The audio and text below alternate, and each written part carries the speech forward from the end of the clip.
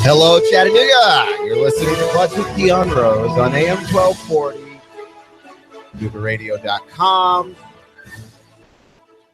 If you are a fan of those Atlanta Braves, I thought we were going to go through just like more rebuilding with the Braves, right? Like we're just going to sit through and patiently wait while this team gets put together season after season, which means that you're going to have like 2 to 3 seasons where this is just horrible to watch. It's just a train wreck to keep your eyeballs on. And the Braves have decided, or at least are behaving as though that is not the case. Right? Like, because when you bring in R.A. Dickey, right, and you bring in Bartolo Colon, the presumption there in my mind is this is going to be something of a year where it's going to be tough to watch.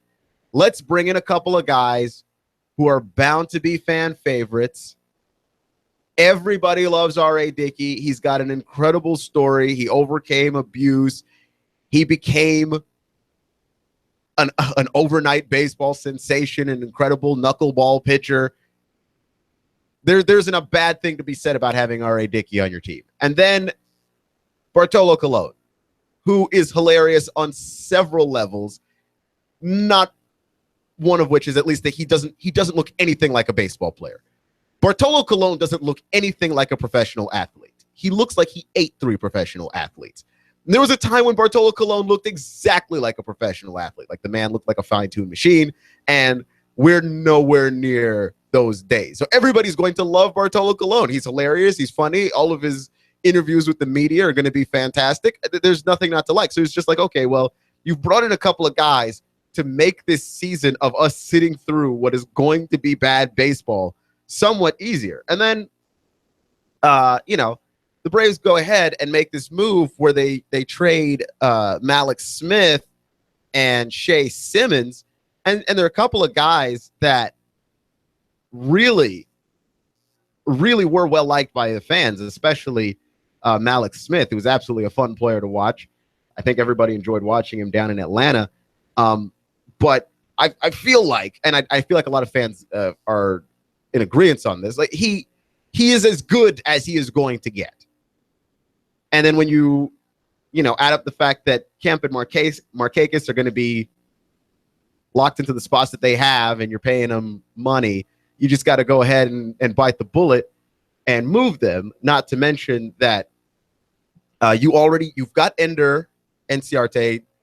You might as well move Mallex. They play the same position, and Ender's going to be better. So you may as well just go on ahead and move Mallex, and the deal works out, right?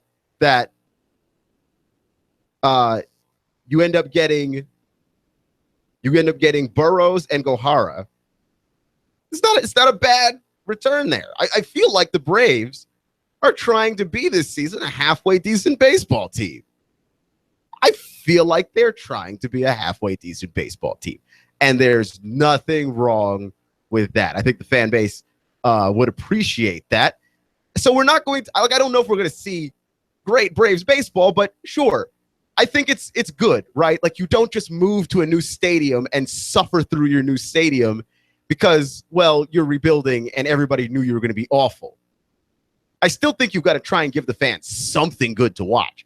So this is where we're headed with this. I think the Braves are trying to give you halfway decent baseball. SunTrust Park, it's the first season there.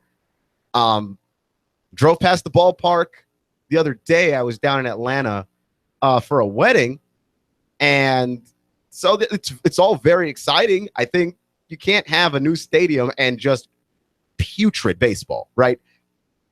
Take, for instance, the LA Rams, and we're going to get to Los Angeles in a second because it's just NFL news, and there's no avoiding how stupid and great that is, what's happening out in LA. So yeah, but the LA Rams, the Rams moved from St. Louis to LA. It's a brand new stadium. It's a brand new day for the Rams, and they're going to be the face of Los Angeles sports, except wait no, they're not. They're bad. They're bad. They're worse than bad. They're the second worst team in the league. It just became that very, very quickly. You cannot put an awful sports team in a new stadium, because here's the thing: it ruins the new stadium. It's like if you bought a new car and then decided that you were going to bring your pet into the new car and your pet was a skunk. It doesn't matter what the car looks like on the outside. You can no longer smell. Your nose is done. Right? Like, you can just go out there, but get the best car that your mind can just imagine, right? Just an Italian sports supercar, the Pagani Zonda, and then you take inside that car your pet skunk. You ruin the car. You can't take the LA Rams and put them in a new stadium and expect the new stadium to get people fired up. It's hard to do. Last year, Braves baseball was hard to watch. And if you move them to SunTrust Park, guess what? It's still going to be hard to watch. New stadiums do not remove stink. You can't bring a skunk into the car. You just can't do it. So I like the aggressiveness of the moves. It did seem like this offseason, for the Braves anyway, was going to be a pretty uneventful offseason, and then all of a sudden stuff started happening and pieces started flying everywhere. And I can't imagine that the Braves are actually finished. So I'm interested in seeing exactly what they're going to try and construct here, because the Braves could be a watchable team this year, and they could be an actually decent team this time next year, when you think about it, which is a pretty fast timeline for a team that went into a rebuild basically a season ago. You know, you expect this to be something of a 5-year process. And if in 3 years the Braves are a decent baseball team, then, you know, it's going to be a faster timeline than what these things usually wind up being. You're listening to Clutch with Keon Rose on AM 1240 and NoogaRadio.com. On this here station, we have Colin Cowherd. The Herd with Colin Cowherd. It's the best sports show in the nation. So far as like national hosts go, I like listening to a lot of other people, but I think Colin Cowherd is straightforward, tells it like it is. He's a straight shooter, and that is highly entertaining in sports radio. And I have absolutely zero qualms in saying that Colin Cowherd is a big inspiration to me when it comes to entering sports radio myself. I've always liked his style. I've always liked the way that he conceptualizes things. It's very cool, and it is a big influence on me. I'm not going to lie about that.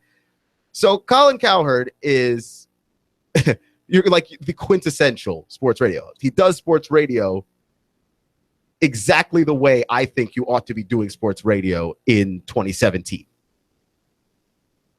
And he's getting killed for it. Not all the time, and certainly Colin Cowherd doesn't need me to defend him. He makes enough money and is doing pretty well for himself, and also is very, very capable of defending himself. I just find this wildly interesting whenever this stuff happens. And the stuff is this. Colin Cowherd, earlier in the college football season, was talking about Clemson. It was about week 4, week 5. Clemson was looking pretty rough. Deshaun Watson wasn't playing well. The team wasn't playing great.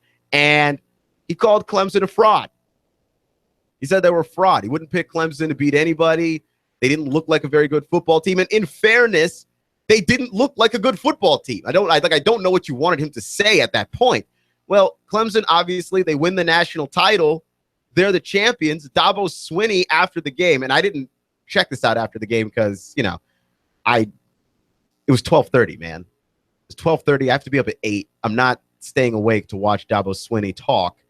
I could just catch it all the next day on YouTube like a normal person. So that was my plan. And in sort of getting all of the championship stuff, like getting all the numbers together and everything to talk about the game and getting everybody's like getting my notes together, I did not end up watching Dabo Swinney's post-game interview. And I just thought, oh, that's going to be a lot of what coaches usually say in this kind of thing anyway. So I didn't really look into it. And it turns out that Dabo Swinney went straight at Colin Cowherd, called him, told him that, you know, who's a fraud now, basically. Ask Alabama if we're a fraud. Ask Ohio State if we're a fraud. Ask Oklahoma if we're a fraud. And, you know, like, obviously you're not a fraud. You're the champs. Obviously you beat Alabama, and we all thought Alabama was going to walk to another national title. When you beat Alabama, you're obviously not frauds. But no one was calling you a fraud before the national title game, like right before the national title game. No one was calling you a fraud right before the college playoffs started. But 4 weeks into the season, Clemson looked like a fraud team, right? And so you can be wrong about this kind of thing. To be a sports talk radio host is to constantly be giving a snapshot of what you are thinking at any given moment. You're just saying, okay, this is what I think about this right now. You asked me what I think about this right now, not what I think about it 2 weeks from now, not what I think is going to happen. What do I think about this right now? I'm going to give you that opinion. And it's got to be a strong opinion. Talk radio is predicated around strong opinions. If you've ever listened to a talk radio host, not even just sports, if you've ever listened to a talk radio host and found that you strongly agree with what they're saying, or you strongly disagree with what they're saying, A, you're listening to a really good radio host, and B, you're listening to somebody who is doing this on purpose. They are having strong opinions because strong opinions are what drive radio. Okay, if you kind of have a half-baked opinion, well, I'm not sure if, you're not going to make it. You're not going to be successful. That's just how this business works. You have a strong opinion. It's entertaining. You try and defend the impossible. You try and attack the improbable. That's talk radio. That's how this medium works. Colin says Clemson's a fraud. Well, at the time they were. I don't think you found very many people who at that moment thought, well, it's a shoo-in. Clemson's going to make the playoff. Clemson's going to be able to beat Alabama, because Alabama 4 weeks into the season looked like a steamroller.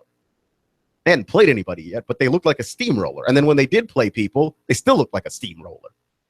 That's what you thought a championship team looked like. Like Clemson didn't look like that 4, 5, even 6 weeks into the season. Somewhere in there, Deshaun Watson woke up and became a monster. But up until that point, no, you did not think that.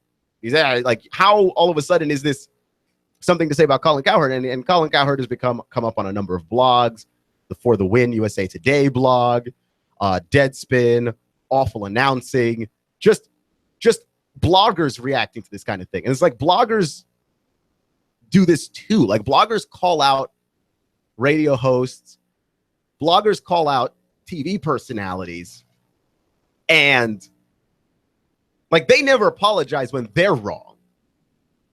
It's if you're on radio, if you're on TV, be perfect or we're hammering you. You don't get to be wrong on radio. You don't get to be wrong on TV. And I just find that to be wildly interesting and unfair in just a number of different ways. But strong opinions drive media. Okay, when something gets controversy, that's when it gets more views. That's when it gets more hits. That's when it gets more eyeballs on it. So a radio host has a strong opinion about a team,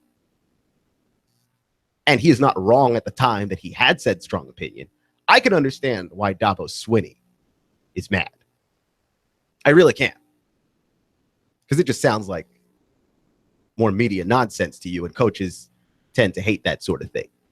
I can't understand all the bloggers who are like, Colin Cowherd defends himself by saying he was having a strong opinion. Why should he apologize for that? Which, by the way, he did. He apologized, and he said he was wrong. But, like, why should he apologize for his opinion that he had at that snapshot moment in time? It's all a bunch of snapshots. That's all it is. If you take this show and you listen to this show, I think you'll find that I've said this often. I think that people ought to be able to change their opinions. People can't have the same opinions the entire time.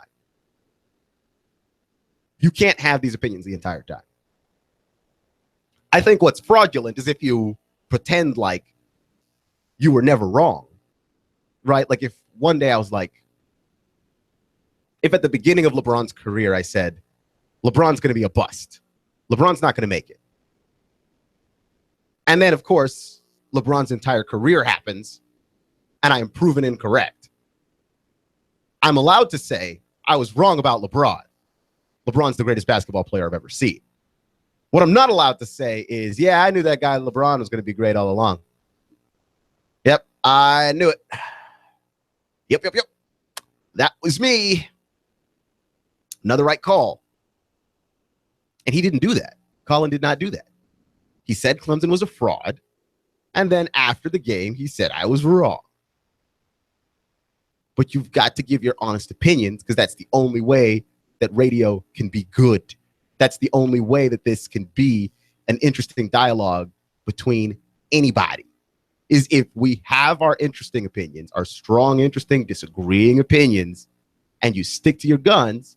And then when you're wrong, you admit that you're wrong and you explain why you're wrong.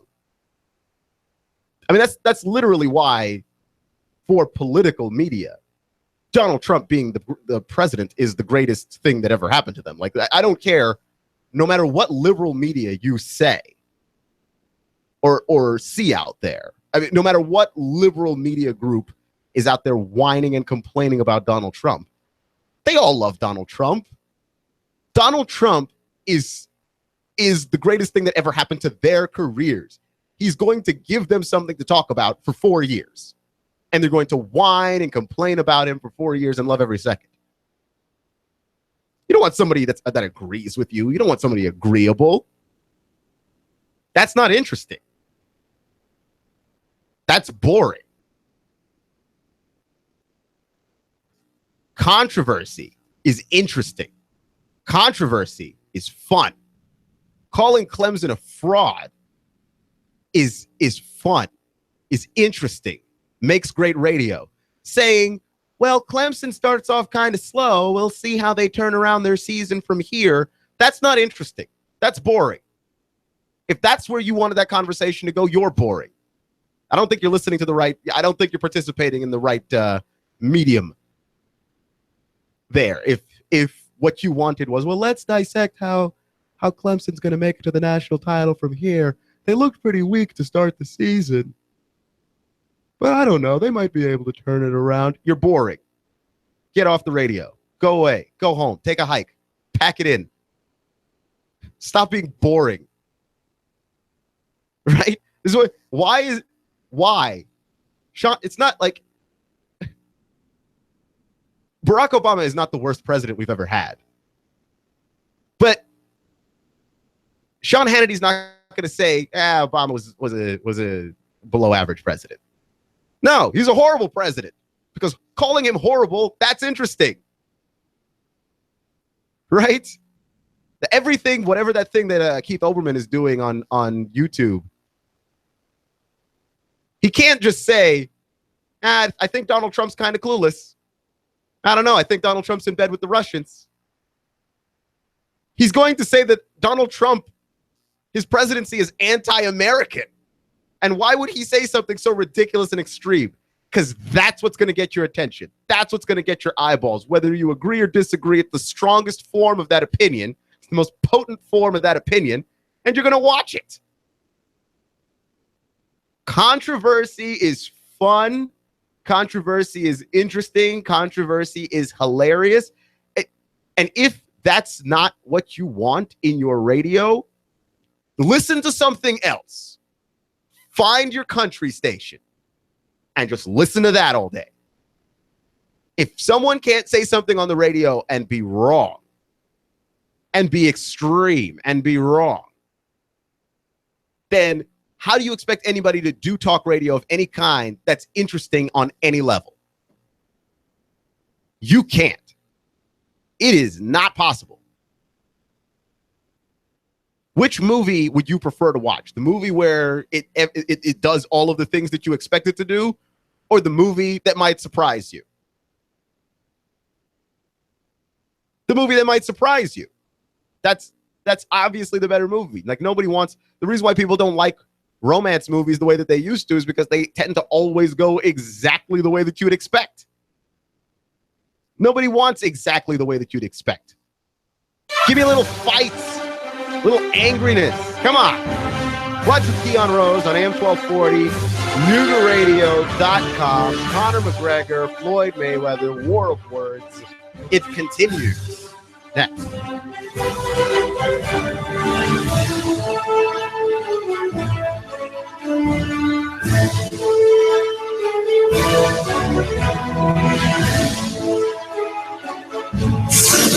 You give us 12 minutes and 40 seconds, we'll give you Chattanooga and the world. News Talk 1240. Your marriage is over. You've been abandoned, betrayed. You're angry, shattered, and heartbroken. Don't go it alone. When you are facing divorce, you need an experienced advocate to help protect your rights and future. And you need it from a man with a sympathetic heart, but a hard nose. Attorney Clay Whitaker will fight for you in this most confusing and bitter time in your life. Clay Whitaker, 756-6400. Your marriage is over. You've been abandoned, betrayed. You're angry, shattered, and heartbroken. Don't go it alone. When you are facing divorce, you need an experienced advocate to help protect your rights and future. And you need it from a man with a sympathetic heart, but a hard nose. Attorney Clay Whitaker will fight for you in this most confusing and bitter time in your life. Clay Whitaker, 756-6400.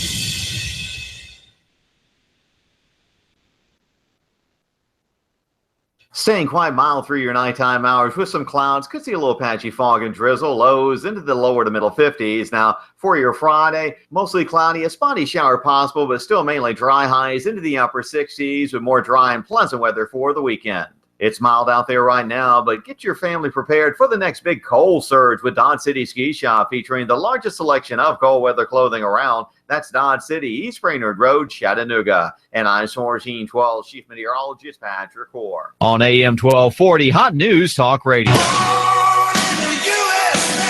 How about we change that to Built in the USA? For over 21 years, Affordable Computers has been building computers right here in the good old USA, in Chattanooga, using the highest quality parts and components in every new computer they build. Tell us the exact system you need, we'll build it to your specifications. Or you can choose from a wide selection of our PCs and laptops, starting at under $200. All Affordable Computers are upgradable, guaranteed. Affordable Computers services their computers in store, typically within 1 to 3 days. And when you call, they answer the phone. You get support within minutes that you can understand. Affordable Computers of Chattanooga. And service and support extends for the life of the computer, not just for the warranty of the PC. So there's no reason to shop anywhere else. Call Affordable Computers now on Highway 58 Chattanooga, 423-499-1975. That's 423-499-1975. Or visit our Fort O store, 706-858-5888.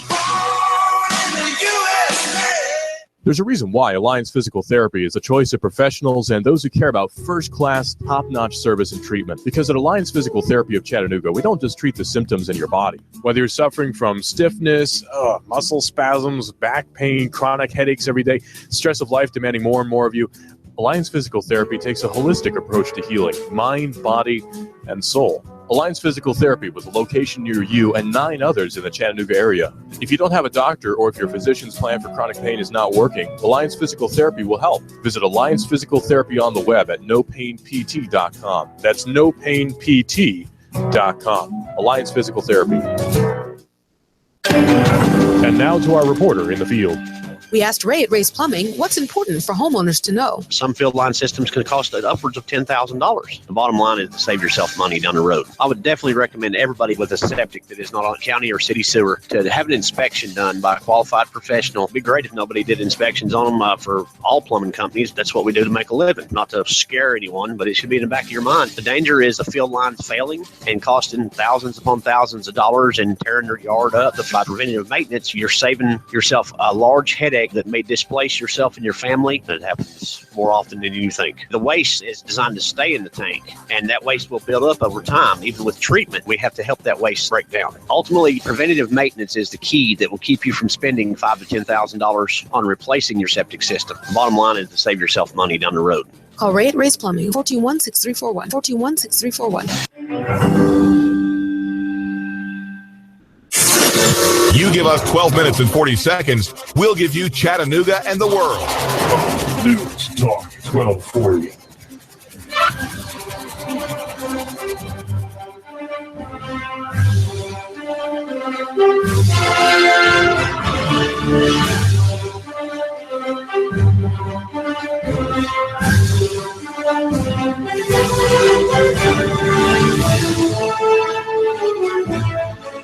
There's a great article over on CBS Sports about Clemson. And more importantly, it's about how money doesn't necessarily win you national championships, which is obvious on some levels and then not so obvious in others, right? Because money ought to win you titles. But I think if ultimately the proof is if money won you national titles, I think there are schools that would be contenders more often, don't you think? Miami would be a contender more often. They're not. Texas would be a contender more often. They're not.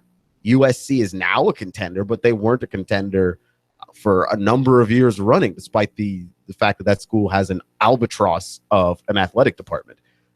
There are places that you can go to in this country and be a national title contender and not be the richest school. Oregon wasn't the richest school when they went to their last national title with Marcus Mariota. Sure, they ended up being smoked by Ohio State, but they leapfrogged a number of schools that were richer. Here's what gets you a national title shot in college football. Either an elite defense or an elite quarterback. An elite defense or an elite quarterback. You have one of the two, you've got a shot. Now, the amount of money that you have helps you recruit and all of those things, but you can convince an elite quarterback to come to your school even if you don't have the most money. Right? Like Florida State has a lot of money now, but Florida State didn't always have a lot of money. In fact, Florida State was kind of a school that you went to back in the day because you couldn't go to Miami. You didn't get into Miami, so you went to FSU. Even when Bobby Bowden started coaching at Florida State, one of the reasons that Bobby Bowden started coaching at Florida State was that he wanted to be closer to his family, especially his mother. And he thought, well, if I lose at Florida State, no one was going to expect too much from me at Florida State. Yeah, you end up with some nice quarterbacks. You get to go to national titles. That's just how it goes, right? You don't have to have the biggest budget, especially in college football right now. And that kind of segues me into my point about the San Diego, now Los Angeles Chargers joining the formerly St. Louis, now Los Angeles Rams. So now LA goes from 2 years ago having 0 football teams to now having 2. And the Chargers get into LA. They made the decision today. It didn't exactly cause a riot. A singular fan threw a singular egg at the Chargers facility. And the Chargers have joined the Rams in sort of this woeful attempt to make money by being in a large media market. And Sonny, I just talked about how much I actually admire Colin Cowherd, but I disagree with him on the large media market thing, that you just have to play in these massive media markets. And if you don't play in these massive media markets, well, it doesn't matter. And if like he talks about, if he could rearrange the NBA, if he could sculpt the NBA, he'd eliminate Milwaukee, San Antonio, all the small towns, Orlando. He'd eliminate all of those places. Put the NBA in big cities, the NBA in New York, the NBA in Chicago, the NBA in LA. And I part of me does feel like that's kind of cool. But I don't necessarily agree because we live in the internet age. What is a market? I've seen kids in Chattanooga who I know they've never been to Golden State. I know they've never been to California. I know they've never been to Cleveland. But they got the Steph Curry jersey. They got the James Harden jersey. What does that tell you? You don't need to be in a big market to be a star. You don't need big markets. This misguided belief that somehow leading yourself to Los Angeles is going to lead you to more money and more stardom because you're in a larger market. Put together a good product, okay? The New England Patriots play in Foxborough. They're a perpetually great football team. Nobody else outside of the San Antonio Spurs and their fans care about the city of San Antonio. But you're great. You keep putting out a great product. We live in the internet age.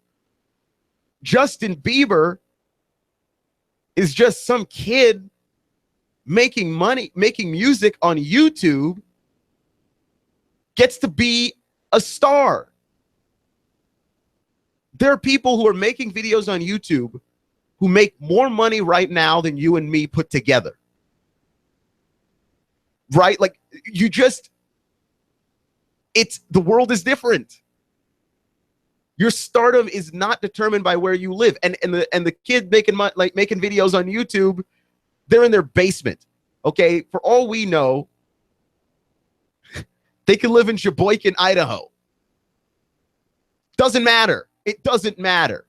Once we get to see your personality, that's all that counts. We've shrunk the world on this one. The world is smaller. You don't need to be in a big market.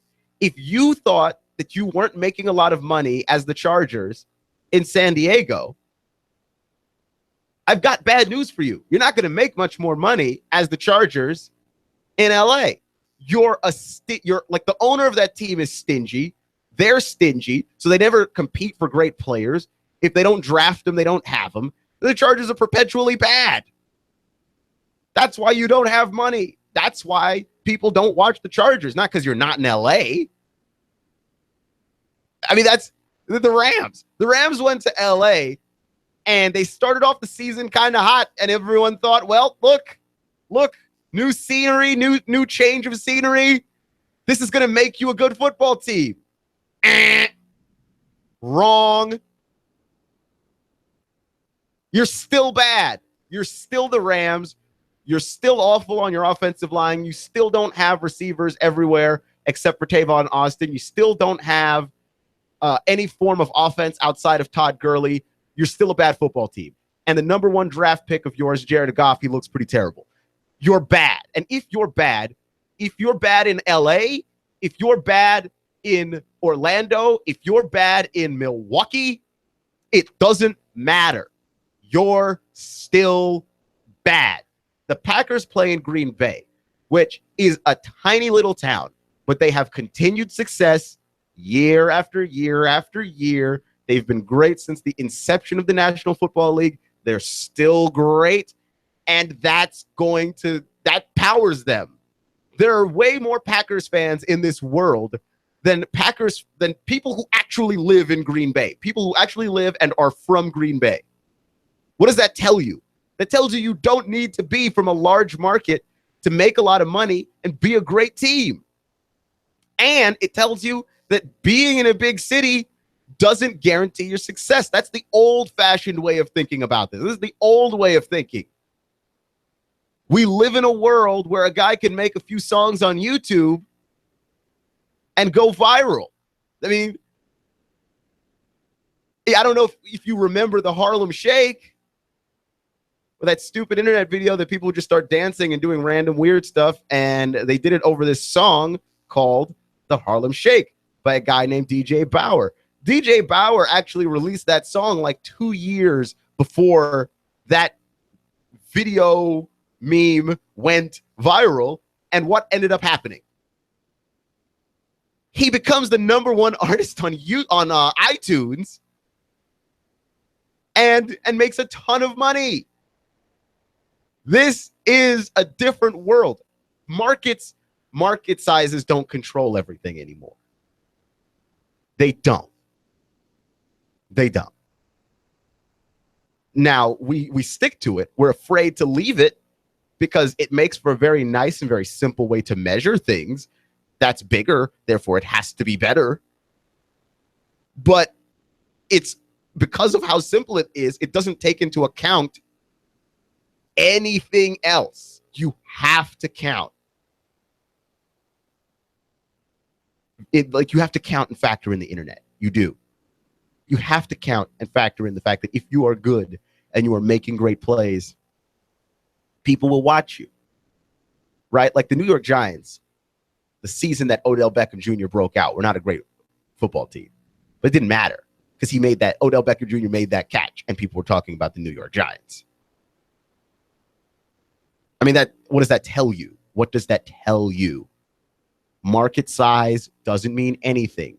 The Chargers are not about to become this better football team and a more popular football team because they went to LA. They're still going to be bad. You're not going to put them on TV in prime time. I guarantee you, ESPN, NBC, they're not flexing into this game. They're not flexing into Chargers versus somebody on Sunday Night Football if the Chargers are awful next year. Okay, they're not going to flex into the Rams game late in the season because, oh, look, they're in Los Angeles. The value of this team is actually going to go up as a result of this team moving to Los Angeles, and it's going to be misguided. It's going to be entirely misguided. Moving to a bigger market does not guarantee you more money or guarantee you more attention. It just doesn't. And the owners wanted San Diego to do this. Financially pushed San Diego into doing this. And now the Chargers are in LA. And it's like the NFL doesn't realize how little it means something. I mean, how little that stuff means. I mean, it's incredible to me. They're Walmart. They're Walmart in a world that's being taken over by Amazon. You're listening to Clutch with Keon Rose on AM 1240 and NoogaRadio.com. I don't know if this counts as Braves news, but the first concert in SunTrust Park will be, and I don't have a drum roll. I wish I had a drum roll. The first concert in SunTrust Park will be a Billy Joel concert. Just in case you wanted to know. I'm not going to spend too much time working through that. I'm just saying it's going to be an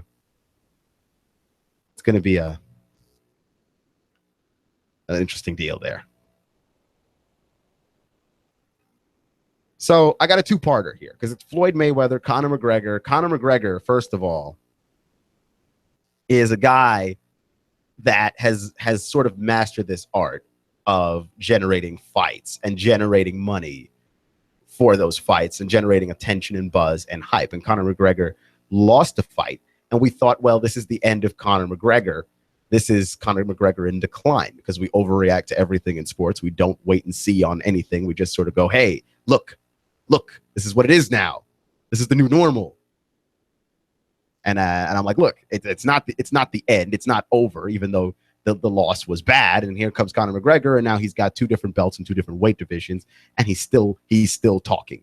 And it's his ability to talk and his ability to continue talking that caused him and allowed him to be able to do that in the first place, was to give him enough attention, enough notoriety that even though he had lost a fight, it's still interesting to hear what he has to say.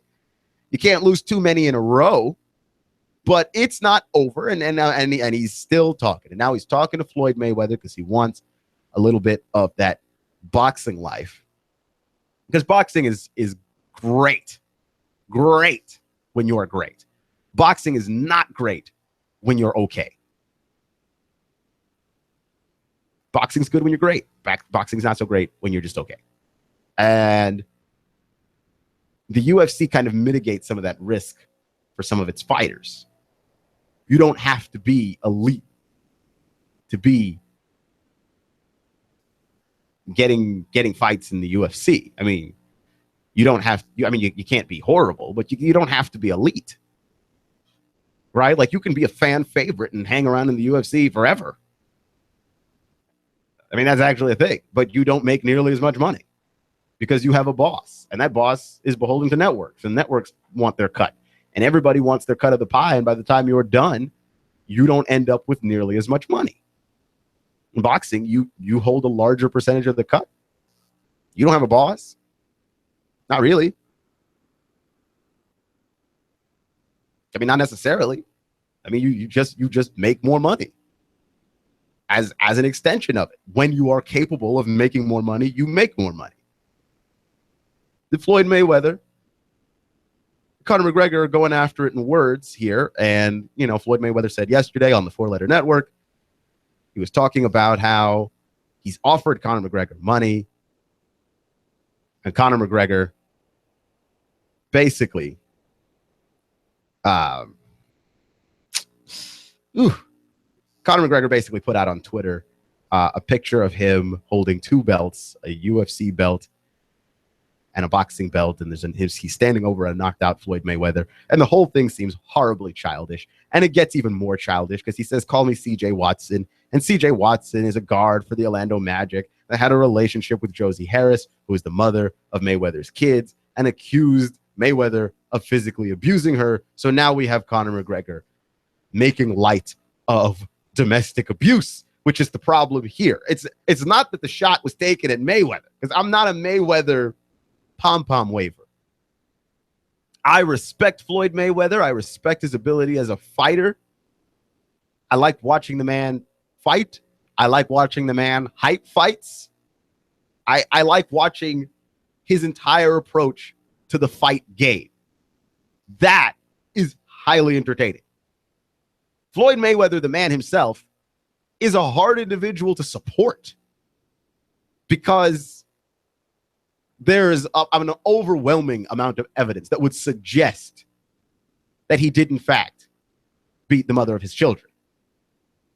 And what makes Conor McGregor's entire entry into this equation a little bit sickening and very hard to wrap your mind around and deal with is that Conor McGregor, in order to try and talk himself into a fight with Floyd Mayweather, very jokingly referenced the abuse of a woman who actually exists and is still walking around in the world, feeling the pain and having the scars of that abuse. And that the person who did it is still more or less walking around at large and has TV appearances. And Conor McGregor is trying to inject himself somehow. Man, just talk about the fighting. It was cool when you were talking about how you were going to beat him, even though that's never going to happen. It was cool when you said you were going to knock him out. It was cool when you said that he's not a real man because he doesn't want to ever find you in an octagon. All of that stuff is cool to me. All of that stuff is part of the talking and part of the fighting and part of the everything else. But when you start to drag the name of somebody else into it, somebody that has nothing to do with you and nothing to do with Floyd Mayweather fighting you, but in fact, everything to do with Floyd Mayweather beating her, allegedly, then that's when you've crossed the line. You've gone entirely too far. That is not okay. You cannot do that. We do not live in an age where you can just make light of domestic abuse. For which I also say Floyd Mayweather making fun of the domestic abuse case that he himself is embroiled in.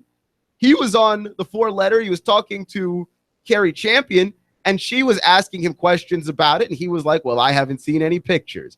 You don't have to see pictures, man. You were there. What on earth is wrong with you? What is seriously wrong with you? Because there's the phone call. There's the phone call from one of the kids that basically said that, he's talking to the 911 operator about, well, he's teeing off on my mom, basically. Why do I need pictures when I have the audio of that happening? Like, what on earth is wrong with you? No. The rest of the world need pictures. You, Floyd Mayweather, you do not need pictures. You do not need pictures. You were there, allegedly doing it. And that kind of smugness there. And then he's like, well, and to somehow tie it into boxing is the part that really disgusts me, is the part where he goes, well, they can't defeat me in the ring, so they're trying to defeat me out of the ring. Did you seriously somehow make this about you and your gigantic ego? Look, I will always respect Floyd Mayweather as a fighter, but I can't begin to do any of the stuff that Stephen A. Smith does when it comes to I'm going to sit here at this desk and praise Floyd Mayweather for 15 uninterrupted minutes. How is that okay? How is that all right? And Carrie Champion starts to grill Floyd Mayweather, and people are getting at her on Twitter like, don't you think this is a little bit extensive? Yes! Yes! It's the media's job to do that kind of stuff. Especially since Carrie Champion is a woman, and domestic abuse is probably something that would be more important to her than anybody else. The two other men at the table aren't going to be as intense as they need to be. You're listening to Clutch with Keon Rose on AM 1240, NewRadio.com. You give us 12 minutes and 40 seconds, we'll give you Chattanooga and the world. News Talk 1240.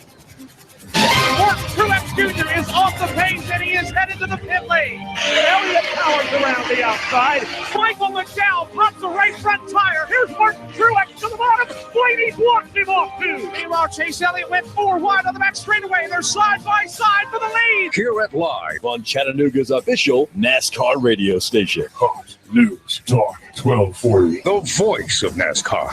You want more business. You want to increase your bottom line. You want to spend less on advertising, imaging your business, and general expenses. You need Trade Bank. Trade Bank of Chattanooga. Trade Bank. Call now to get access to nearly 400 local businesses. Trade Bank. Call 877-2202. 877-2202. Trade Bank. You want to increase your cash flow, your competitive edge, attract new customers, and build a loyal customer base. You need Trade Bank of Chattanooga. Call right now. 877-2202. When you join Trade Bank, you'll get the benefit of free advertising in our monthly magazine, tradebank.com, emails, and mailouts. Join Trade Bank now and receive your Trade Bank debit card with trade credits to spend any way you want with our wide variety of Trade Bank partners. For almost 30 years, Trade Bank has been your voice for small business, a member of the American Bankers Association, and in good standing with you. Trade Bank of Chattanooga. Call now for a free consultation, 877-2202. That's 877-2202. Trade Bank of Chattanooga.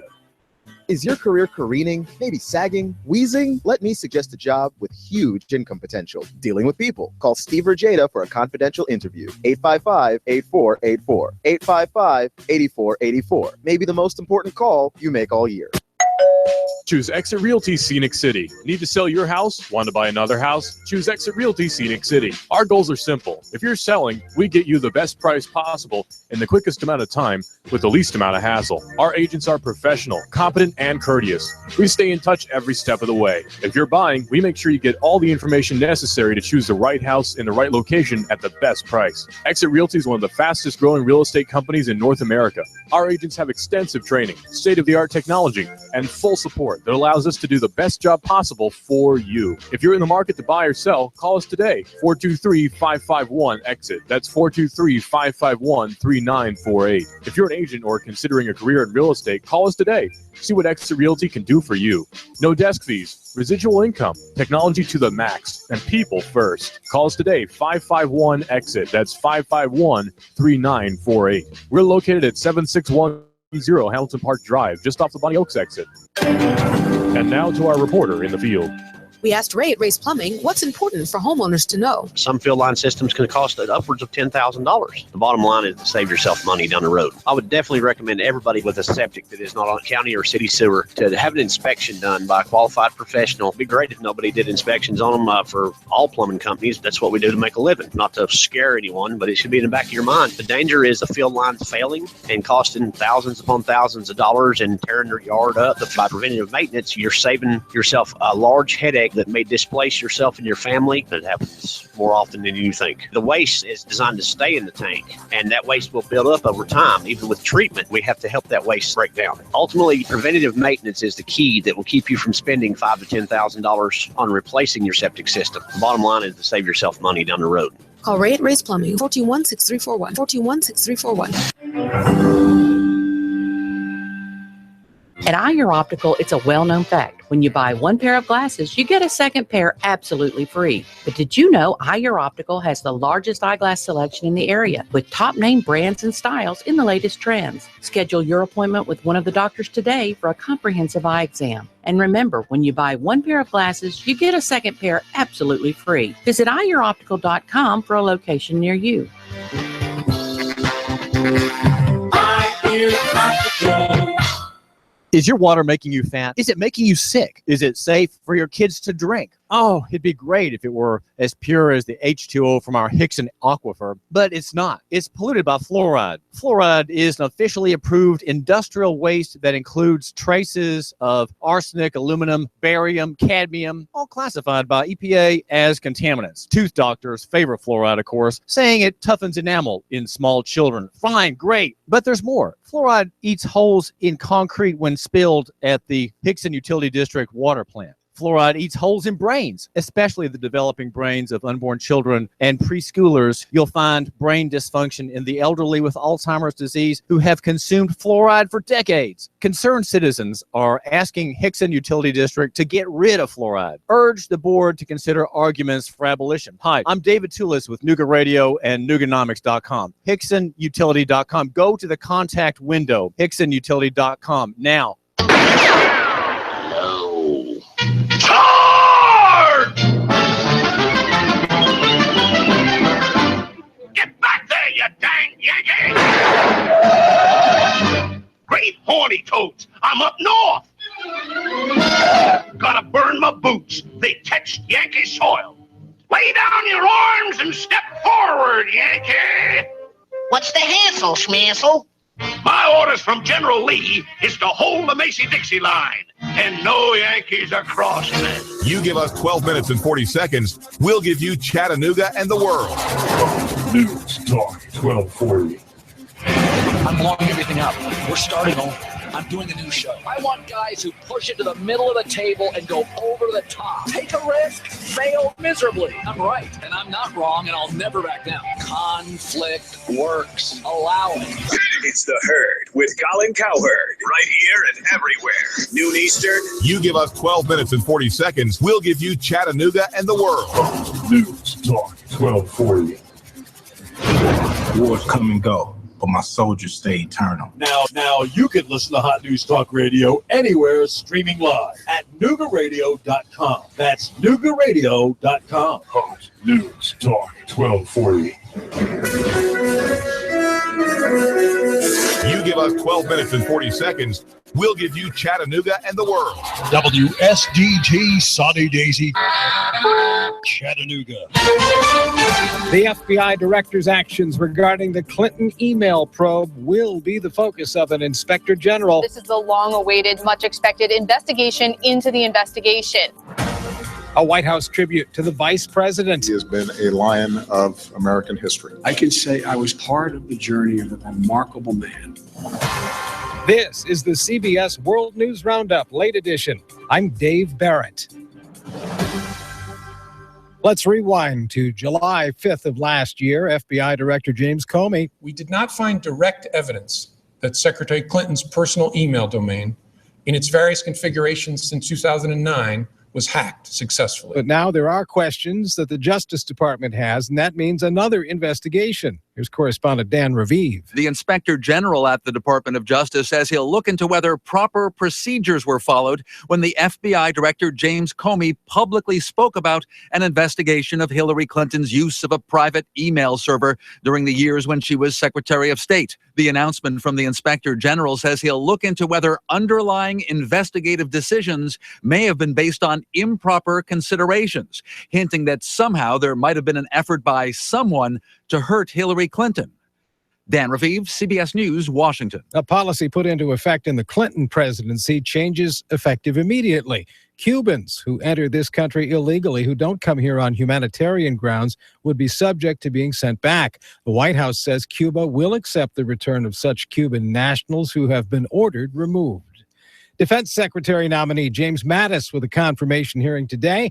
The retired general says it is not always an easy challenge to engage Russia. We have a long list of times that we've tried to engage positively with Russia. We have a relatively short list of successes in that regard. 60 senators voted to waive the 7-year wait requirement for Mattis to serve if confirmed. He retired from the Marines in 2013. It's a time of farewells for the current administration. CBS's Stephen Portnoy says there was one today at the White House with a startling surprise. It was a late add to the schedule. With staffers and friends gathered in the East Room, the president called up the man who's been by his side at every turn for the past 8 years. From the Situation Room to our weekly lunches. Mr. Obama spoke lovingly of Joe Biden's 45 years in public life and called him the finest vice president we've ever seen. Then he announced this. Ladies and gentlemen, I am proud to award the Presidential Medal of Freedom with distinction to my brother, Joseph Robinette Biden, Jr. It was all a surprise to the VP. Overcome, Biden looked at the ceiling and blinked away tears. He said it'd merely be an asterisk in history, and he thanked his boss for the chance. I'm indebted to you. Stephen Portnoy, CBS News, the White House. The Dow dropped 63. Now this. Individuals and businesses with tax problems. Listen carefully. Do you feel like you're losing control of your finances? If you owe over $10,000 in back taxes or have unfiled tax returns, we can help you take back control. The IRS is the largest and most aggressive collection agency in the world, and they can seize your bank accounts, garnish your paycheck, close your business, and file criminal charges. Take control of your tax problem now by calling the experts at U.S. Tax Shield and take advantage of the Fresh Start program and new laws that may allow us to negotiate a settlement for the lowest amount possible. Our team of tax attorneys and enrolled agents can stop collections and get you protected so you can take control of your financial future. U.S. Tax Shield offers a price protection guaranteed quote to get you protected today. U.S. Tax Shield is A+ rated with the Better Business Bureau, so call now. 800-735-8360. That's 800-735-8360. U.S. Tax Shield. 800-735-8360.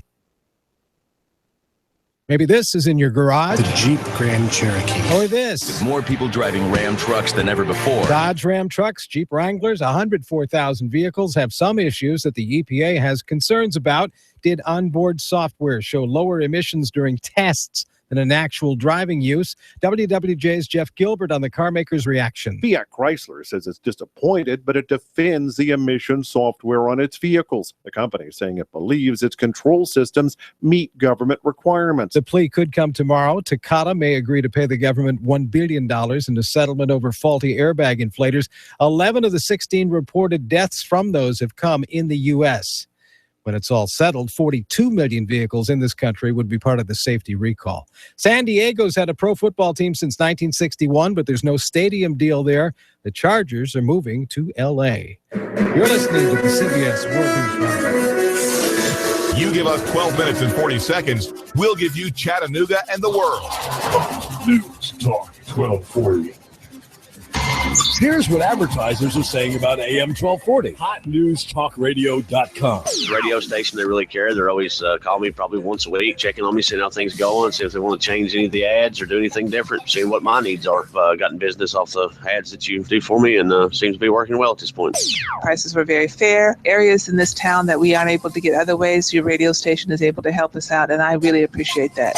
We've been very pleased with the services we've got. It seems like everybody over there cares about what they're going to do, how it's going to work for us on this end. And we've been very impressed with the creativity of the ads that we've heard. And they always seem to be right on point, even without us having to come up with what's going to be said. I've been doing business with News Talk Radio for quite some time. It's the best place and the best value you can get for your advertisement. The commercials are great. They're very professional. I was actually blown away. The commercial that they put together was awesome. It was way far above all the other radio stations we've dealt with. The best we've had yet, guarantee you, by far. AM 1240 HotNewsTalkRadio.com gets results. Let us get results for your business. For no obligation free consultation, call General Sales Manager Steve Johnson. Call 423-240-5459. That's 240-5459. Or you can always email Steve at NougaRadioSteve@gmail.com. That's NougaRadioSteve@gmail.com. AM 1240 Hot News Talk Radio. We get results.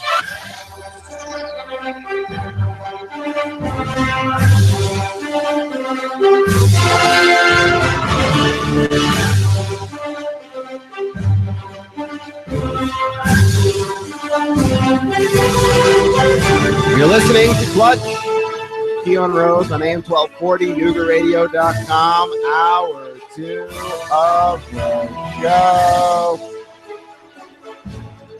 And my favorite form of hazing still continues to exist. It persists. It persists. It's the great NBA tradition of finding your nearest rookie and filling his car with popcorn. And it's my favorite form of hazing in all of athletics for a multitude of reasons. Firstly, nothing says this is a harmless joke like popcorn. Like when you go to get upset about it, when you go to get mad, it's like, hey, they filled my car with popcorn. How angry can you really be? Or how seriously should people really take you? I understand how angry you would actually be. You would be quite angry if someone filled your car with popcorn. They didn't just put some popcorn here on the seat there and some popcorn there on the seat there. They filled your car with popcorn. Like backed up a truck of popcorn into your car. Right? That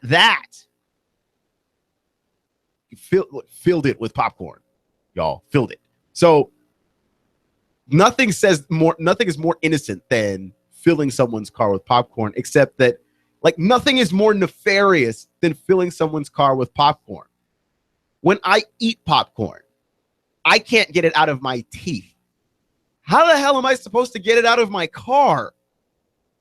Just a little annoying pieces of popcorn everywhere. Secondly, your car is going to smell of butter and salt. Nobody wants that in their car. That's what makes this such an evil joke, is that on the one hand, if you complain about it, everyone's like, man, what are you complaining about? That's just popcorn. That's on one hand. On the other hand, man, it's everywhere. Popcorn, like, it's greasy. It's all over your dashboard. It's all over your steering wheel. It's not impossible to clean. The amount of work and time and effort, and the fact that you have to clean it first before you get in it to go clean it further, it's secretly the most diabolical thing in sports. Okay, outside of that one story that I heard one time from Matt Castle, where Tom Brady, he was getting into a prank war with Tom Brady, and the prank war ended when he came into the locker room and saw 4 tires stacked up at his locker, and it turns out Tom Brady somehow got somebody to take the tires off of his car and suspend it on bricks in the parking lot, in the team parking lot, and then get the tires to his car, put up against his locker. But that's not funny. That's just actually evil. Like, Tom Brady is just actually a bad person when it comes to prank wars. Like, that's all that is. That's not funny. There's nothing funny about, I took the tires off your car. Like, if you actually complained about that you would have a legitimate grievance. Man, you took the tires off my car. Like, there's just something that makes you sound silly to be the person talking about popcorn. The Atlanta Hawks filled rookie Delaney Malcolm's car with popcorn. My favorite part about this prank is it's not necessarily happening to the guys that can afford to have that car cleaned and never look at it. It's the guys that'll have to deal with it on some level, that'll have to at least start cleaning by themselves. It's those guys. And that's the part that makes it great, and the part that sucks about it possibly the most. That is my favorite. Every year that I read an article about, hey, such and such a rookie on such and such an NBA team got his car filled with popcorn. I'm like the Grinch. It makes my heart grow 3 times the size. I mean, I that just makes me happy. I hope that never stops. I hope nobody ever goes that's inappropriate. You can't do that. You know what people used to do for hazing? Actual abuse. I will take the popcorn. I won't take the popcorn. Don't find me and fill my car with popcorn. I won't appreciate that very much. It's not hazing when you do it. I don't know you. Isn't that, if I don't know you, it's not hazing. Then you're just filling a random stranger's car with popcorn. That's not okay. I mean, we got to have lines. Got to have boundaries. You're listening to Clutch with Keon Rose on AM 1240 and NoogaRadio.com. But to a more serious note involving college basketball and the Tennessee Volunteers specifically, because Pat Summitt was a legend with the Vols for so long that I don't want to say she was taken for granted, but I wonder if people thought what Pat Summitt built was just going to, kind of continue on to the next coach. That Pat Summitt built something so great and so grand at Tennessee that it was just kind of always going to last. It obviously hasn't. Holly Warlick is in a really tough position right now. She's a good basketball coach, not a great basketball coach, but a good basketball coach. And the problem with women's college basketball in particular is that you can't just be a good basketball coach. You have to be great. You have to draw the greatest women's basketball players to your team, or you will disappear. You will vanish. First off, you will lose all of those people to UConn. They will all go to UConn. Okay, and there was a part of the reason why UConn has gotten so ridiculously strong, as I believe earlier this week they completed yet another 90-game winning streak. Like part of the reason why UConn has grown so ridiculously strong, even over the last 5 years, because UConn was always strong, but even over the last 5 years they've gotten even stronger, is because you don't have a Pat Summitt on the scene taking recruits away from UConn. If you want to be recognized as a female basketball player, UConn's kind of where you have to go. It's that thing that we see with Alabama, where Alabama is a place that you can go to if you never get to start. The fact that you went to Alabama means something to somebody. If you want a real opportunity to showcase your abilities and you don't just want to be seen as a guy that put up huge numbers on a bad team, it helps to go to UConn. I mean, it really helps to go there. And you start to lose that allure of invincibility when you're Tennessee and you lose a Pat Summitt. You still got a good basketball coach. Tennessee is 10-5 this season. It's not like they've just been garbage. They've been a really good team. But look, they've been a pretty good team, I should say. But it's not enough in women's college basketball to attract the best women's college basketball players, because none of those girls are going to go to a good team. If you're good enough to make UConn, you go to UConn. That's how you're going to get drafted. That's how you're going to get drafted highly. That's how you're going to have an opportunity to sort of get the attention of a lot of these scouts, a lot of times overseas, because female athletes don't make nearly as much money here in the United States in the WNBA. One of the reasons why the WNBA isn't any good is because why would you play in the WNBA? Americans don't appreciate women's basketball on the same level that the international community does. And so you leave America and go play basketball where people sit down and watch you and people actually care. That's what I would do. I wouldn't sit around and just play in a place that didn't appreciate what it was that I did.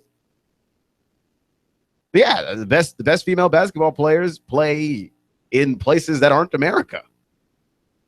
Play in an Israeli league, play in an Asian league, play in a Russian league.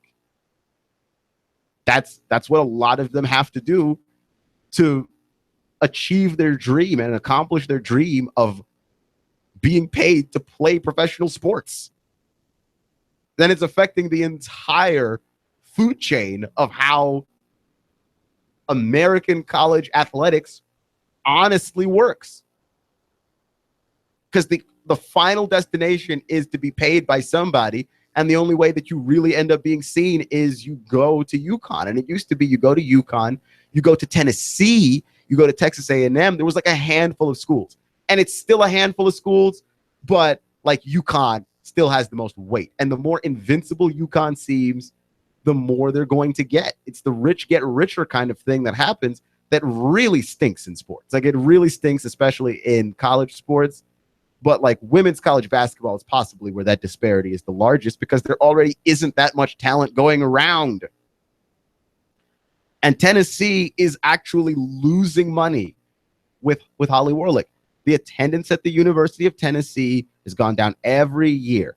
And someone made a great graphic on Reddit, and it was pretty fantastic. And Reddit, as far as like sports goes, is a pretty nice place to hang out, because people make these gigantic charts and graphs and things with just data that you would never have thought to dream up or find. Like the one guy the other day that made a graphic, or made a gigantic write-up on the effect of the moon on the Alabama Crimson Tide, because we know the effects of the moon on the tide. So how does the moon affect the Crimson Tide? And it was a stupid thing that they wrote, but they did way too much research for it, and it ended up being funny and really interesting. It's great for that kind of stuff. And someone made a graphic about how much money Tennessee is losing under Holly Warlick. And if the current trend continues next year, Tennessee may not turn a profit from stadium ticket sales under Holly Warlick. And part of it is that Holly Warlick is a good coach. That's the horrible position that you got put in. Holly Warlick is a good coach, so she's not making a profit. You can't just be good. And so if you're Tennessee, do you cut the reins on Holly Warlick? Do you try somebody else? And I understand the hesitation to not part with Holly Warlick. Okay, she's a good coach. She's a good coach, right? And you can't change all the time. Like, you can't just be here every 10 seconds changing coaches. That looks worse, right? That does not play well. Consistency is a big thing in life, not just sports. If you want a culture in your locker room, a culture on your team, you cannot keep firing and rehiring coaches every 13 seconds. It's not going to work out for you, and nobody's going to know what your culture is, and nobody's going to know what you stand for. When you have a good coach, you keep your coach. When you have a good CEO, you keep your CEO. When you have a good boss, you keep your boss, right? Like, if you are working at a place that you hate where you work, then I would strongly consider making sure that the next place you land is not a place that you hate, or not a place that's worse. You jump around in jobs too much, it looks bad. It looks bad on a resume when you spend 3 months here, 4 months here, 2 months here. Consistency matters. People want to know, are you consistent? Do you do the same thing all the time? And people can't know that if you continually fire and hire coaches. So you're Tennessee, what do you do with Holly Warlick? Because if you move on from Holly Warlick and hire somebody, you take a risk on somebody, right? You take a flyer on somebody, and they're a bad coach. You think that things are off now. You think you wish for the days where you could watch the Lady Vols and expect them to win. And you think that this is as bad as it gets. What happens if you hire a bad coach? I'm being completely serious. What happens if you accidentally hire a bad coach? And more importantly, who would be a great enough coach to fix this? Because honestly, your team is good. The only way to quote unquote fix this is to go from good to great. How do you do that? How do you find that person? Because you're not going to get too many chances. You're not going to get too many opportunities to do this. If you want to do this correctly, you get one, maybe two chances. And then if you are a bad college basketball team, it's really hard to rebuild your program in the women's game because all the talent is headed right to UConn. And that's the scary issue about it. That's the part that makes it truly, truly difficult to understand. I mean, I have serious questions about it too. And it's like, well, I find that to be a very tough position. It's not one that I envy, but how do you fix this? Because you're 10-5, you're good. You're going to make the tournament. You're probably going to go at like 2-3 rounds in, and then what? Because that's not good enough in women's college basketball. And so you have to get to the point where like you just have to assess where you're at with Holly Warlick. Understand, can you make more money here? Is there an opportunity that you can build on this success and make more cash here? Because like the money is going to affect your recruiting and everything else. It's not the same as the men's game. There is enough talent to go around in college basketball on the men's side. There is enough talent to go around in college football on the men's side. That's why you get to be Clemson. You don't have the biggest budget. You don't have the biggest athletic department. You can still win the national title, right? That's why you get to be Butler and you've got Gordon Hayward. That's why you get to be those schools and do those things. You don't get to be Tennessee, the Lady Vols, and don't have talent. I mean, you're just not going to be very successful. And by the way, that's not going to be an easy transition for UConn either after Gino Auriemma. I mean, it's not going to be a transition for them that they're going to like either. He is going to be coaching basketball there for a little while, but after him, if UConn does not look invincible with the next person that coaches them, they're going to find that the talent is going to go somewhere else. Which I suppose if you're looking for some parity in college basketball, especially women's college basketball, if you're looking for some parity whatsoever, that's about the best that you could hope for. Gino Auriemma decides, I'm done. But he's got one of the best jobs in sports. I can't imagine for any good reason why he would ever do that. But that's about as close as parity as we're going to get in this, is that guy decides to hang it up. If that guy decides to hang it up, then maybe. But outside of that, you're Tennessee. You're like, how do we look invincible again? How do we get to the point where we were one of the handful of teams that you discussed when you talked about a national title goes through here? Because when you talked about it before, you talked about UConn, you did, but you talked about Tennessee too. And you also talked about Baylor. And for a brief stint, Texas A&M was in that handful of teams that you would talk about. And you can't talk about any of those teams now. I mean, the conversation is basically UConn. Who could actually beat them? It's like UConn beats itself. If UConn doesn't beat itself, who actually beats that team? The aura of invincibility matters when it comes to recruiting. And Tennessee is, by just virtue of being a good team, by virtue of just being 10-5, which is a record that a lot of people would like to have. By just being 10-5, you are proving that you aren't invincible. And invincible is what it takes to win in college basketball on the women's side. Invincible is not what it takes to win in college football. It helps. It does. Anytime we're talking about recruiting, guys want to know one or two things. Like, do I get playing time here and can we win a natty? Like, those are the two things that I want. And if you can promise one of those two things, because if you're a national title team, then that means you're a team that plays on big stages, which means you're a team that I can be scouted from. That's where I want to go.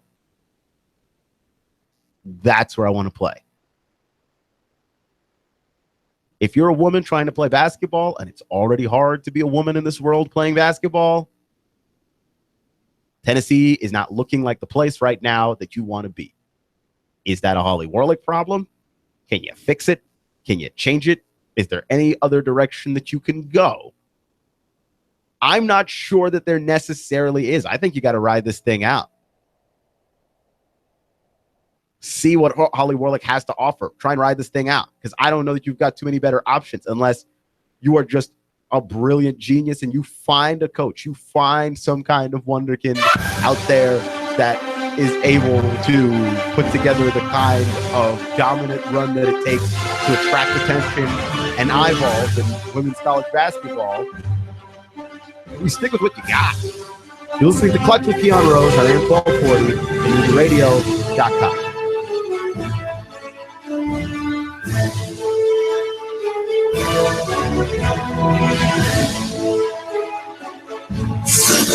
You give us 12 minutes and 40 seconds, we'll give you Chattanooga and the world. News Talk 1240. Your marriage is over. You've been abandoned, betrayed. You're angry, shattered, and heartbroken. Don't go it alone. When you are facing divorce, you need an experienced advocate to help protect your rights in future. And you need it from a man with a sympathetic heart, but a hard nose. Attorney Clay Whitaker will fight for you in this most confusing and bitter time in your life. Clay Whitaker, 756-6400. Your marriage is over. You've been abandoned, betrayed. You're angry, shattered, and heartbroken. Don't go it alone. When you are facing divorce, you need an experienced advocate to help protect your rights in future. And you need it from a man with a sympathetic heart, but a hard nose. Attorney Clay Whitaker will fight for you in this most confusing and bitter time in your life. Clay Whitaker, 756-6400.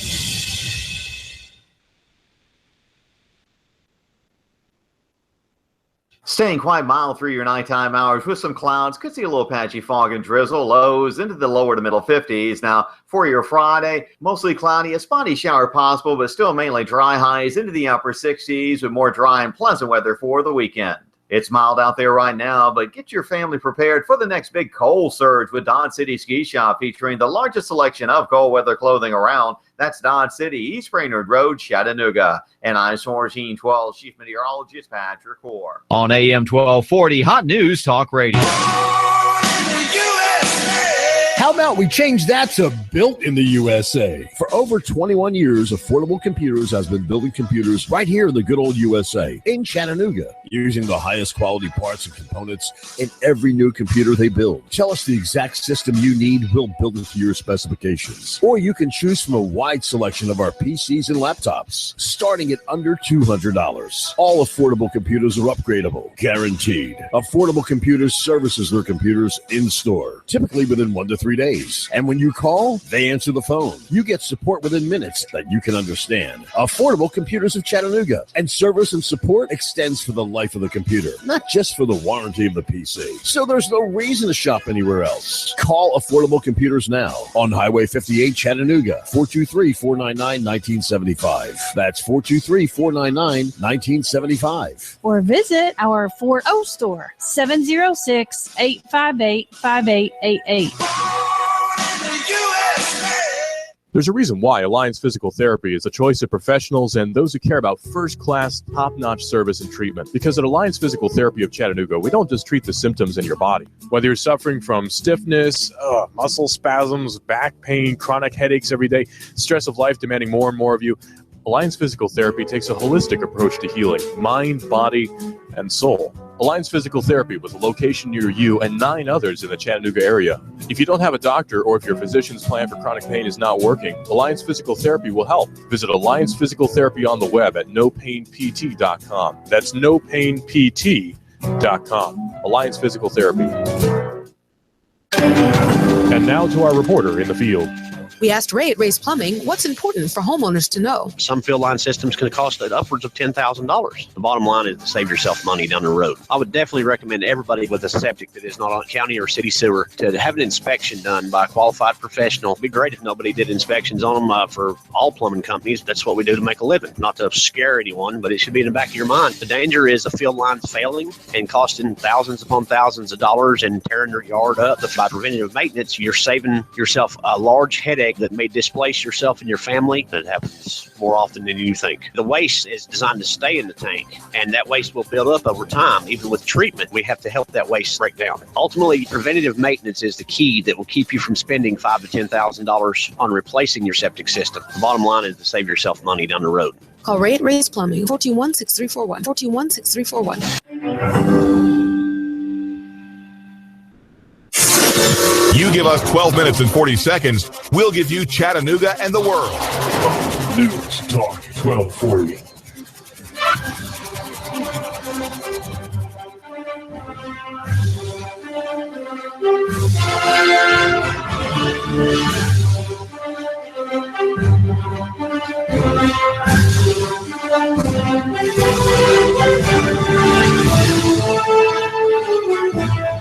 So sports fans are pretty hypocritical people.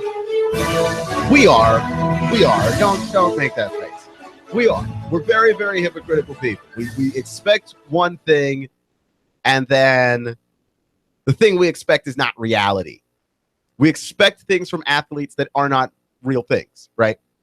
Like the people who make fun of, apparently, Simone Biles and Allie Raisman and Gabby Douglas, and you're just like making fun of them for looking like gymnasts. And I again, the people out there who are not attracted to gym, like I don't get it. I don't get it. I just don't understand. Like the people who are making fun of those particular young women for what they look like. You expect them to just be like traditionally slim and skinny, but also strong enough to hold up their own body weight on a balancing beam. Like that's just not real life, right? You expect athletes to both be proactive in their society, but also to shut up and study their playbook. That's not real life. The place that you are describing is some kind of fantasy land. You're not describing a place that actually exists. You know, you're describing some place out there in this world that is so far beyond human comprehension. It cannot be said to exist. We do this all the time with athletes. You want athletes out there, don't whine and complain about how things hurt, but go out there, grind really hard, and play this sport that hurts. What are you doing? And one of the big hypocritical things that sports fans always say is this: just stop whining, man. Just shut up and play. Just shut up and play. Stop talking to the refs so much. Like, really? You've got to talk to the referees. I'm sorry. You've got to talk to the referees. I don't know if you've ever played basketball, pick up basketball or pick up sports with a bunch of guys. There is no ref.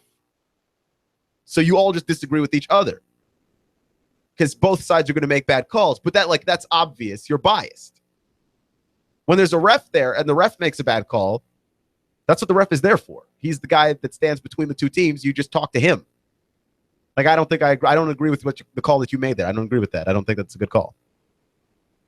And then he keeps an eye out for it. So yeah, you whine and you complain and you draw attention to yourself. So the next time that something happens to you, whether it's a foul or a hold or whatever, you get the flag or you get the call, right? And so Julio Jones was talking about what he was going to do this Sunday against the Seahawks if there's a hold. And he said, yeah, I'm going to tell the refs. I won't hesitate to alert the referees in the event that somebody holds me or does some kind of pass interference against me. And that is perfectly normal and perfectly natural to say. It makes the most sense. You've got to advocate for yourself. You have to. You cannot just allow yourself to just be trampled on and ignored. Like, you have to stand up for yourself. And it doesn't matter exactly in what situation it is, whether you're a student and you think that your teacher has given you a grade that you don't deserve for no reason, if you go talk to the teacher, you'll find that there are solutions there for you. Most teachers are pretty cool about that kind of thing. If you are just a citizen in America and you feel that the law has been unjust against you, you've got to talk for yourself. You've got to speak up. And it doesn't matter if you need help and you got to go find help to do that, but you need to speak up for yourself. That is part of being an American, is the right to say, I don't think that the law is correct here. That is part of your own duty for protecting your own self. And yeah, Julio Jones complaining to the referee, that's something that ought to happen. Draw attention to it. In fact, I think he's doing the right thing now by drawing attention to it before the game starts. Bring it up in the media. I'd bring it up every single day. Because this is going to be a close game. You're playing the Seahawks, who have an offense that has got a lot of weapons. Sure, they can't run the ball late, but Russell Wilson is going to make some plays offensively. And it's not like the Falcons defensively are where they want to be just yet. You're going to need to make those plays on offense, and you can't have pass interferences and holding not called. And since the last game ended with a call or a non-call that was so bad, like, it was obvious that Richard Sherman was holding Julio Jones. It was obvious. Like, children knew that. You know, the referees missed it. And again, I'm not here to, smash on the referees and make the referees out to be some kind of villains. They're not. They made a mistake. They're human, doing one of the most difficult things to do in sports, which is to watch these guys that are moving at the speed of like cars, basically, and make a call that's happening about something that's happening in a split second. Like, you blink your eye, it's gone.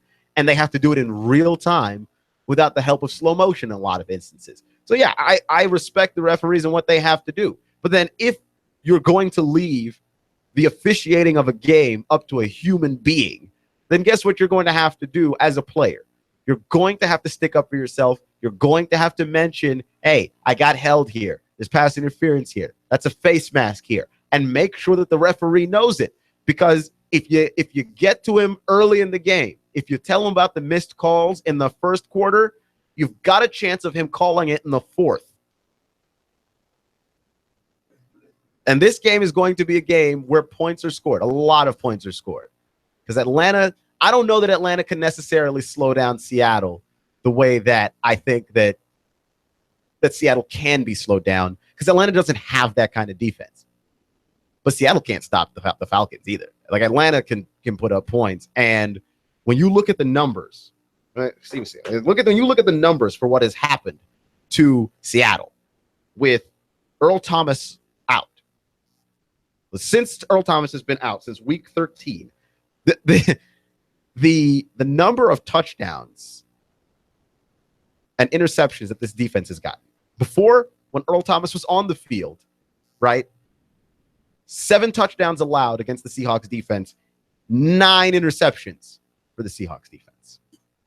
Since Earl Thomas has been out, 9 touchdowns against the Seahawks defense, just 1 interception. And Matt Ryan has got weapons, and nobody spreads the ball around like the Atlanta Falcons. Matt Ryan, what was his number there? Matt Ryan, over the course of this season, threw touchdown passes to 13 different players, which is an NFL record, according to the Elias Sports Bureau. 10 of the 13 scored multiple touchdowns. And 8 different guys caught at least 3. Matt Ryan doesn't care who you are. Matt Ryan doesn't care who you line up on defense. He doesn't care what target you're trying to take away from him. He's finding everybody. And that is a problem for Seattle. Because if you don't have Earl Thomas on the back end, and you already are going to have your hands full with Julio Jones, look, Matt Ryan's going to find anybody who's open. Good luck. Good luck. So I like that Julio Jones is promising to advocate for himself. Fans like to think the players should just put their heads down and shut up and not say a word. Like, you just want to watch silent, mute guys to just play sports. You just want guys with no voice to play sports. That's what you think you want anyway. But the NFL is losing money and the NBA is gaining money. And whose players are allowed to say more? The NBA. It doesn't matter what you say or what you think you want. You are actually consuming the NBA at a higher level.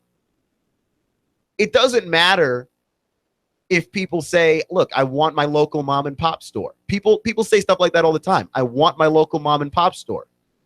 If that's what you really wanted, Walmart wouldn't show up in your neighborhood. Oh, well, I like to physically go into a store and talk to a cashier at a cash register. If that's what you really wanted, Amazon wouldn't be successful. Like, if you actually cared about people at physical stores having physical jobs, Amazon wouldn't be popular. I don't care what you think you want. This is what you actually want because this is what you're actually watching. You say you want a bunch of guys that shut up and just play, but that's not possible.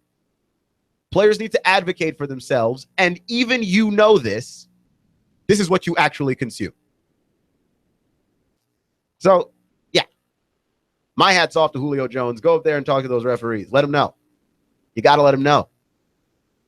And I'm sure they appreciate it too. There's nothing whiny about it. Sticking up for yourself is not whiny. Sticking up for yourself using words is not whiny. It's the sign of you being an actual adult. You're listening to Clutch with Keon Rose on AM 1240 and NoogaRadio.com. The LA Rams have hired Sean McVay to be their head coach. And Sean McVay used to be the offensive coordinator of the Washington Redskins. He's a very promising young talent. And people always thought, like, this is a guy that's going to be a head coach in the league someday. This is a guy that's going to be a head coach in the league. Everybody has been buzzing about him for a really long time. His dad was a coach. His dad's dad was a coach. Runs in the family. This is a guy that is a football guy. He understands offenses. He gets it. There's nothing to not like about that, right? Here's the thing, though. Sean McVay is 30 years old. Sean McVay basically is a child in sort of the realm of football. That Sean McVay has been around football his entire life, but his entire life is only 30 years. I'm 26. Sean McVay's entire life is still shorter than most football coaches' entire careers. So even if you count the fact that, like, okay, like at what point would you say that Sean McVay was interested in football to the point where he understood offenses at a natural age? Is 12 a fair number? I think 12 is fair, right? Sure, he's been around football his whole life, but I'm not going to count what he's been around since he was 2.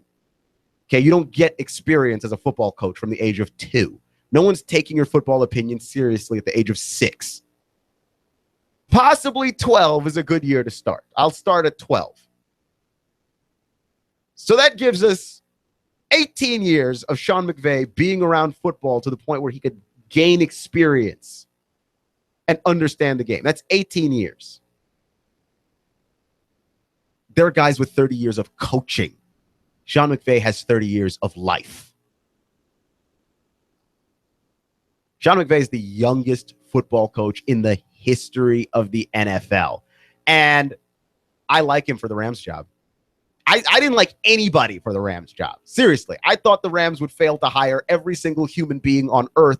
And I thought they deserved to fail to hire every single human being on earth because they're a bad football team. That's right. They're terrible. You're a bad football team. You don't deserve to hire anybody. Nobody deserves to waste 5 years of their career trying to turn your shipwreck of a franchise around only to ultimately fail and then be too old to coach anywhere else by the time that they're done. Who deserves that? There's nobody on earth I would wish that on. I don't hate anybody enough to want them to coach the Rams. There isn't a person on this planet I hate enough to want that for them. But Sean McVay's 30, which means if Sean McVay fails to turn around the Rams, two things happen. One, you kind of have to give him a pass because that's the second worst roster in football. And Stan Kroenke, the owner of that team, is cheap. He's a miser. He's Ebenezer Scrooge with a football team. Yeah, good luck, right? But another thing is that he's 30. If he gets the full 5 years to try and rebuild this team, and it's not like he doesn't have pieces on the team. There's a Tavon Austin on this team. There's an Aaron Donald on this team. There's a Todd Gurley on this team. So it's not like there's nothing there to use. It's not like there's nothing there to do. He's got a couple of pieces. He's got a handful of pieces to work with. They still have Janoris Jenkins over there. If they have Janoris Jenkins, that's pretty cool too. There's a handful of pieces that you can use on that team. Probably exactly 4, which is not enough. But it's something. It's a place to start. If somehow he gets the full 5 years to try and rebuild and fails miserably, 1, we give him a pass because it's the Rams. And 2, he's 35 years old. That is young enough to go join another coordinating staff somewhere, be an offensive coordinator for somebody for a while, work your way back up, because as we all know, the NFL timeline is actually a circle. We just keep rehiring the same dudes over and over and over and over again until they're too old to be rehired. That's just how this all works, right? Like how many chances are we gonna give Jeff Fisher? I bet you Jeff Fisher's gonna pop up somewhere else again. He's gonna pop up somewhere else again. It's only a matter of time. We just keep rehiring the same dudes over and over and over again in the NFL. And the younger you are when you get hired, like Wade Phillips has been out. Wade Phillips is probably going to get hired somewhere else, probably with the Rams. I don't know.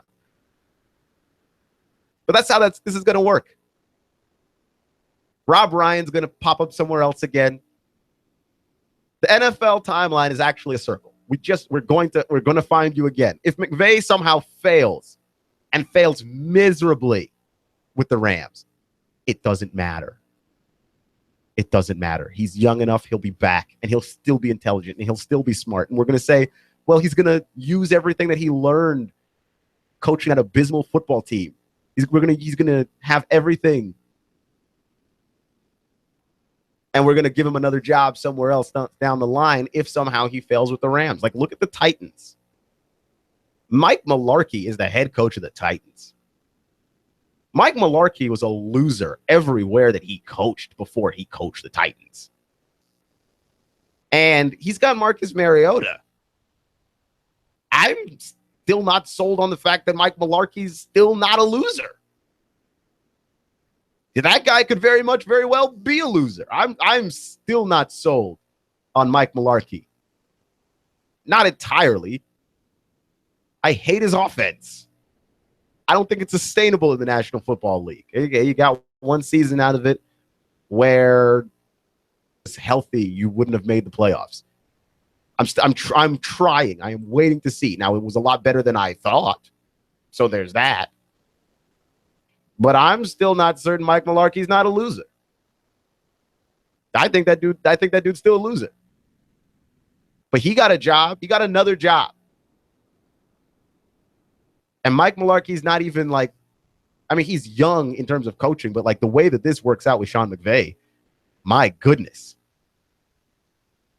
He is, in fact, so young that it is somewhat undeniable his potential. Like, he's not done here, no matter what happens. And if he should somehow turn around the Rams, why, that would be the single greatest story in the history of sports.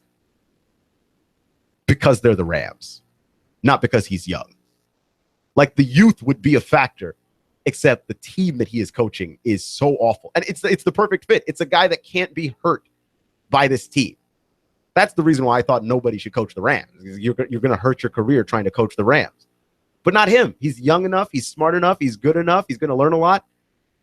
And I like the hire even for the Rams because I think that guy really is smart enough to make some kind of an impact on this team to start moving you in some direction of positivity, which for most people would be borderline impossible because you are awful. You are really, truly disappointing to watch. So there's that. And then you've got, the San Diego Chargers moving into your building and how that's going to work. Like, they moved to LA and became the best team in LA. And the Chargers aren't great, but they're the best team in LA. Think about that. They moved to LA and became overnight the best team in that city. Arguably, outside of like the hockey team, all sports. I forgot about the Clippers again because everybody forgets about the Clippers. They're one of the best teams in that city already. And it's crazy because I hear people talking about, well, we don't want you. We don't want the Chargers. No, you don't want the Chargers. You know what city you are. Do you realize what city you are? You are Los Angeles. You are master bandwagon city. If the Chargers show up in LA and look good and play good, you know what's about to happen? All those people that were saying we don't want the Chargers in LA will be wearing Chargers jerseys. That's how this works. All the people that were huge Laker fans their whole life in LA, the moment the Lakers started to stink and the Clippers got good, they jumped ship. That's the kind of city that is. People will be saying no to the Chargers now. They'll be saying yes to the Chargers. You're listening to Clutch with Keon Rose on AM 1240 at NoogaRadio.com. Remember, it's not how you start, it's how you finish. Stay clutch, and I'll see you all next week.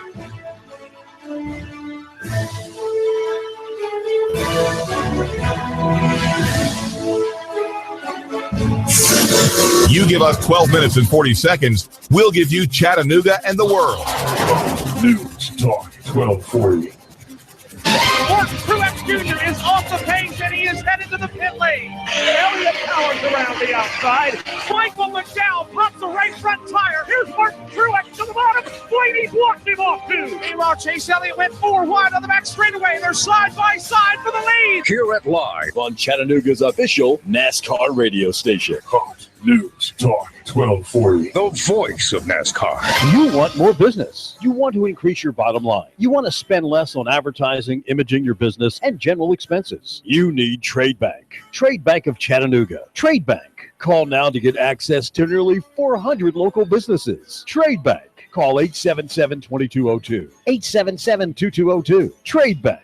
You want to increase your cash flow, your competitive edge, attract new customers, and build a loyal customer base. You need Trade Bank of Chattanooga. Call right now. 877-2202. When you join Trade Bank, you'll get the benefit of free advertising in our monthly magazine, tradebank.com, emails, and mailouts. Join Trade Bank now and receive your Trade Bank debit card with trade credits to spend any way you want with our wide variety of Trade Bank partners. For almost 30 years, Trade Bank has been your voice for small business, a member of the American Bankers Association, and in good standing with you. Trade Bank of Chattanooga. Call now for a free consultation. 877-2202. That's 877-2202.